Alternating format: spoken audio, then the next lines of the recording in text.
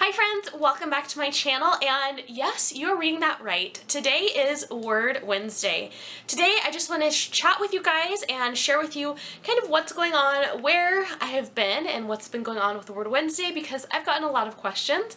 I also am going to share with you guys a couple of books that I'm reading right now that are really filling my spirit and feeding me in such an amazing way. Let's go ahead and jump right into it. Okay guys, so the first order of business is what happened to Word Wednesdays. Now, I kept meaning to jump on here and share with you guys kind of a life update, but it didn't really feel like it was, I don't know, I didn't feel like a video was necessarily needed. However, because I've gotten a few questions about where Word Wednesdays went, and I was just kind of working through a bunch of different things, so the answer to that is I needed to take a little bit of a step back. We are now at the, oh gosh, we're going to the middle of July right now, and this has been the busiest season of life that my husband and I have ever experienced, going from the end of the school year, which was like the end of May, mid-May, end of May, to now, and we're still kind of like in that roller coaster like busyness. We'll be in this position really until probably the beginning or second week of August. And so things are really hectic in our lives right now. We just had this past weekend was literally the first Saturday that we had like to ourselves to do something that wasn't like ministry related in literally that entire time span. And so we have been running like wild, and for those of you who watch my channel consistently and who've been here for a while, you know that I started a new job in May. And so me adjusting to that, my schedule also changed from my previous job was in a retail environment, and so it was more really flexible hours. It was not traditional like 9 to 5 or 8 to 5 hours, and now I'm back in an 8 to 5 position, which is great, but it also means that when I'm home, the rest of my family is home, whereas with my old job, I would be home and my husband would have been at work for hours, and it was just kind of a weird structure. So we were almost like ships passing in the night, which left me with a lot of free time and time just alone to myself that I could film and put a lot of energy and time into my videos. Now that we are on the same schedule, and again, we are still super busy with all of the ministry things that I help my husband with, I've been trying to focus more on the time that we're at home together, especially since bringing a teenager into our home as well. We really want to create just a family environment and make sure that the evenings that we do have together, we are really concentrating that time together and not just like existing in the same spaces and like doing our own thing, but really having focused family time and connecting with each other, because that is something that's so important as far as being a family. So that is what's happened. So as far as my just YouTube life, I needed to pull back a little bit on something, and Word Wednesday just seemed like the thing that made the most sense for me to pull back on, because my channel originally was all about budgeting and finances and grocery hauls and things like that. So Word Wednesday was the newest addition to my channel, and so it made sense to kind of pull back a little bit on that area. However, it is something that I have missed, and it is something that I have a big heart for. I feel like this is a part of ministry for me, and I definitely want to invest in you guys and share with you.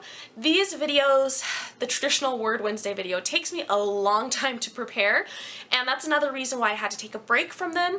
I don't think I said this yet, but my husband actually took on a couple of different additional ministries in our church as well. So just a series of events occurred, and so we now have 3 different ministries, which means 3 different services at any time like throughout the week that we are juggling. So one way that I'm trying to help my husband in juggling those ministries is by speaking and being very present and very active in the different ministries that we are over. And so rather than him having to prepare 3 sermons basically every week or every other week, he really only has to do like 1 to 2, and then I kind of, well, he typically has to do 2, and then I will pick up 1 every other week. So that is giving him a little bit of breathing room and giving him just an opportunity to kind of balance things out a little bit more, because he really did take on a lot. Like it's a ton. And so imagine going from like 1 full-time job to like 3 full-time jobs, and you have to like take them all on. So it's been a lot, and that's why we've been just kind of trying to be a little bit more flexible in our life, and for me here on YouTube. So with that being said, I am going to bring back Word Wednesdays. They will probably not be every single week, at least to start, probably until we get back into the full school year and we're back in a normal routine. With being in youth ministry, because students are out, it gives us a lot of time to very open schedule for our students to be able to do a lot of things. And so the summers are very, very packed with activities and events for them. And so that's why we've been running around like chickens with our heads cut off, because I'm not on summer break and neither is my husband. So we're still working full time and doing all these extra things to get our students full and fed and happy. So all of that to say, Word Wednesdays are coming back. Thank you guys so much who have expressed interest in them and wondering where they have been and when they're coming back or if they're coming back or what's going on. So that's what's going on with them. But yes, I am definitely coming back with that. And the other portion of this video that I wanted to share are two books that I'm reading right now. So this first one is called Girls with Swords. It's by Lisa Bevere, and she is absolutely amazing. She wrote this book, and it's two women, obviously, girls, but it's about wielding the armor of God, right, the Word of God, and picking up our sword and using our armor and what our calling is. So because of, my own journey and my own faith, of course, but also because I love to just pour into our young women, I really like to read books that are written by women and for women and to women and things like that. So this one is definitely highly recommended. I cannot say enough about it. I absolutely love it. It is just giving me so much life. I can always tell when a book is really, really good from how much I've highlighted and written in it.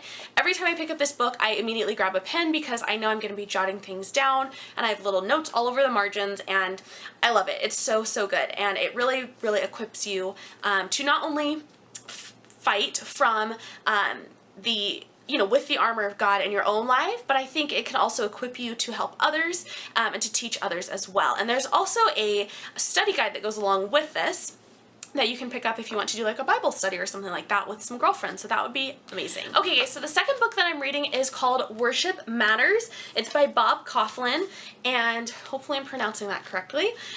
It is so good. Again, just so good. This book is really highly recommended for people who are in worship ministry, or positions of leading worship or mentoring those in worship, etc., because that is really my main job with our youth ministry. This is something that I really focus heavily on, and just equipping myself, because this is one area of my life that the enemy likes to use against me and say you are not a worship leader, what are you doing leading these children, you have no business up here. And so I really have to put on the armor of God, right, with equipping myself with the Word, but also just reading material like this that also equips you along with the foundation that you have in the Word. So this, the subtitle for this book is Leading Others to Encounter the Greatness of God, and it really is about living a whole life of worship. It's not just about what happens on Sunday morning or for us on Wednesday evenings.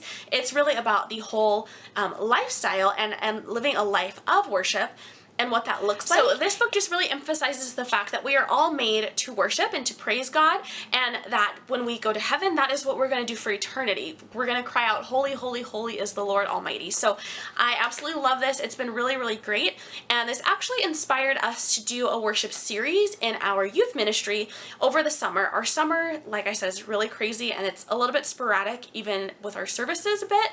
So we took some time to just really focus heavily on worship and what that looks like, and just reiterate what a life of worship looks like to our students. So it's been really good, and we've been pulling some great stuff from this book for that.